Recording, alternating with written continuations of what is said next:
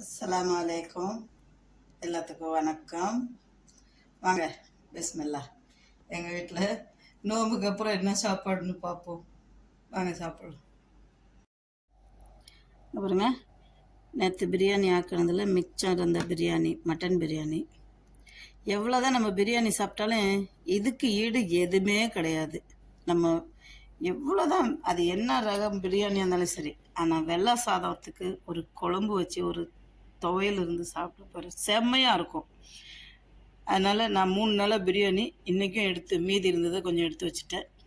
அப்புறம் வெள்ளை சாதம், இது பசலி கீரை, தேங்காய் பால் போட்டு அப்படியே சொதின்னுவாங்க சுருளங்கால, நம்ம ஊரில் மண்டின்னுவாங்கன்னு நினைக்கிறேன்.